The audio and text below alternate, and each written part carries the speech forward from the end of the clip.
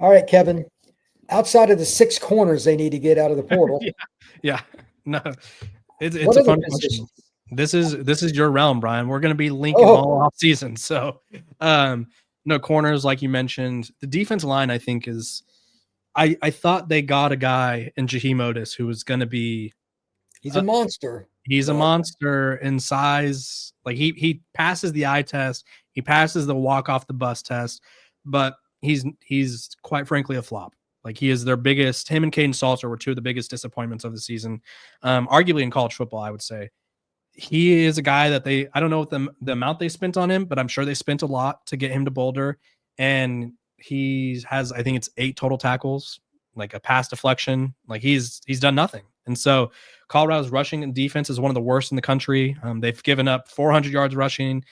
They give up 200 yards rushing consistently, like every week. So that entire front seven needs to be revamped and attacked with authority. Like you could keep I'd rather have average corners than an average front seven, honestly, right? Because you yeah. could sort of scheme coverage, kind of, right? You could put guys in positions, but you can't get past being out physical week in and week out. And so Nope. the defensive front seven is just atrocious and it's got to be fixed. And honestly, I think they need some help at running back. I don't know what the problem is. I know they're not committing to the run game, which I don't think helps, but I'm not seeing a clear running back answer yet. I feel like they have flashes here and there, but there hasn't been a 100-yard rusher at Colorado since I know since Deion's taken over, there hasn't been one. Right? They have just not had that, and I think that's a culmination of the offensive line, defense line, and going back to the offensive line. It's good this year, but they have 7 or 8 seniors, so it's like we have to bring in a whole new batch again. And so trenches in the front seven is my biggest concern because I think you could get along with average guys that other like you ironically skill position guys get the most attention. They score the touchdowns. They're the coolest guys on the team. They got the NIL deals, but you could get along with average guys, right? Like you can, but you can't get along with an average front seven or offensive line. Colorado has proven Kevin to be right on those things over and over and over again. So besides corner, what would you rank second? Is Yeah. it? I'd I mean, I'd go linebacker? Is it yeah, I'd go DN? linebackers honestly because last year they had Nikhai Hill-Green, who's at Bama, and is starting to ramp it up there and starting to play a lot better for Alabama. And then Levante Bentley, who's a Clemson guy that year one was kind of iffy, and then year two they formed like they were the best running duo in college football or in the Big 12 at least. They were just really good against the run, and in the Big 12, and I think the SEC and the Big 10 get a lot of credit for being physical, but Iowa State's in the Big 12, Utah's in the Big 12. There's so many teams that want to run the ball down your throat in the Big 12, and if you're Colorado, like being not physical is not going to work. And so the linebackers, I don't feel like you realize how much they make or break your defense until you don't have good ones. We'll put it that way. And so they really need to hit on linebackers. I think that also involves a coaching change, but the linebackers are my number 2. My number 3 is the defensive line, just because, I mean, you talked about it, you hit on it. Like, can't win games if you're getting pushed around. And I want to get your perspective on this. With the one portal window, how hard do you think it is going to be for Deion Sanders to, because I think he needs 40 plus guys. If you're losing 38, that's not counting other Yeah, unhappy normal people. attrition. Yeah. Yeah. So like, how hard is it going to be to bring in 40 to 50 guys in a week span? Or like, well, I guess they don't have the week to enter, but you know what I mean? I think it's not can you get guys? There are 2 problems here. Mhm. With one window, keep in mind that means there's no spring window after spring ball. You're guessing. Mhm. So his biggest problem, you already stated, Kevin, that he's going to change staff. So you have Yeah. to do all of the following in a very short period of time. This is not realistic. The way it works at any state job, any University of Colorado state job, even if you know who you're going to hire now, they got to Yeah. go through the background check, all that other crap before they can do anything. It's going to be portal time about the time they get on campus. Mhm. How are they going to have their list ready, be ready to roll? All that, that's dicey. Okay. Secondarily, again, I just mentioned you don't get spring ball, so you can't miss. And then third, here's the big one.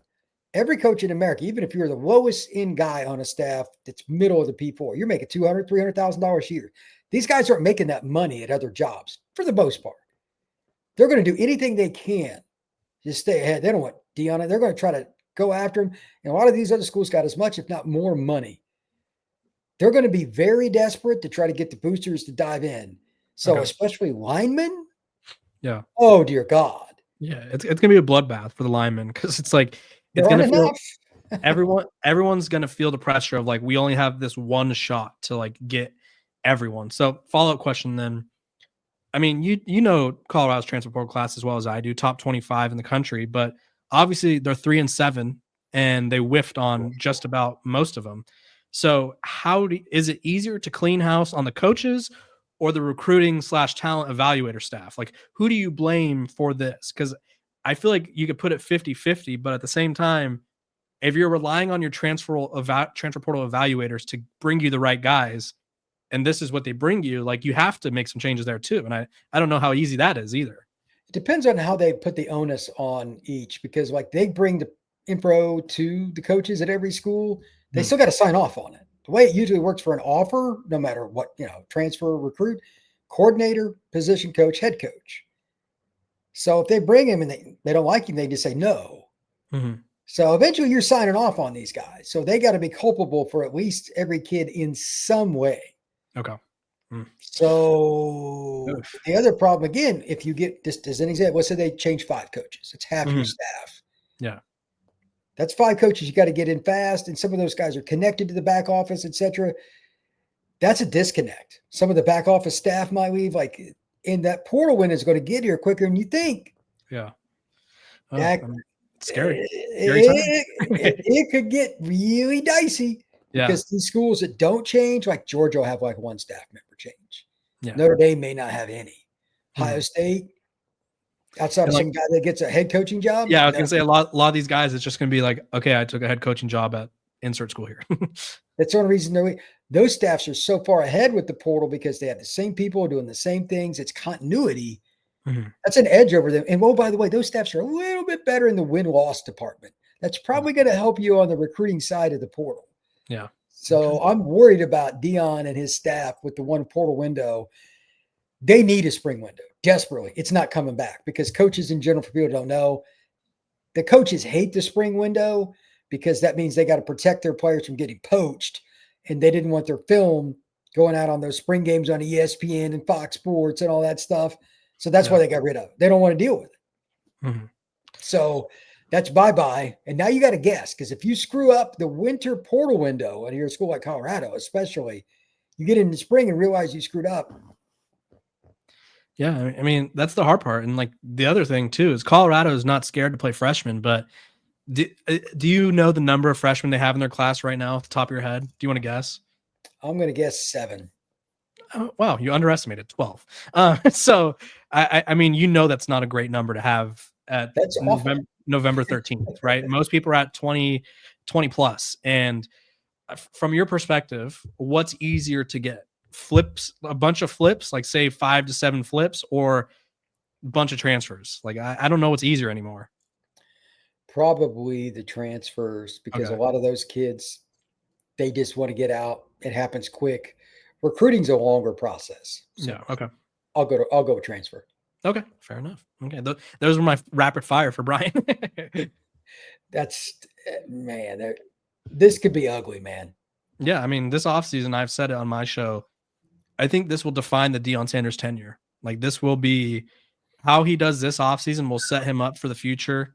I think we talked about this off air. They have a new AD coming in. We don't know who it is, obviously, because the current one just announced today or on Thursday that he's going to be moving into a new role. So Deion Sanders is going to be working with at least 38 departures, probably closer to 45, I would assume. 1 transfer portal window, 12 recruits committed right now. And he's going to have a new AD who's not attached to him, right? He's going to be like, okay, you brought the school in a lot of money and you had that one good year, but if you continue to struggle, like I'm not losing my job for you. Like that's what it comes down to. It's either me or you, and 99.9.9.9% of people are going to side with me, right? They're not going to be like, you know what? Brian just didn't get a fair shake. So I'll take the axe this time and I'll do better at my next job. Like that's not how it works. And so Deion Sanders really needs to figure it out. And Brian, how do you think what's the perfect off season look like for him? from your perspective? It's going to be about his coordinator hires. Mhm. I assume one or both will change. Yeah. And then those guys it'll trickle down from there. At least one will change. And it's got to be done quick. How quickly they can get it done is the key. Because again, Yeah. they got to be on the same page. We need to hit this guy in the portal because it opens on the 2nd. You need to every day have meetings about it and have them vetted. It's a process because you're bringing in each person as its own entity because who's their family? Is it a fit here? Do they want to be here longer? There's a lot that goes into it. So how quickly they get it done without just hiring guys to hire guys, Yeah. that's hard. That's Yeah. really, really hard, Kevin. So It is. Yeah.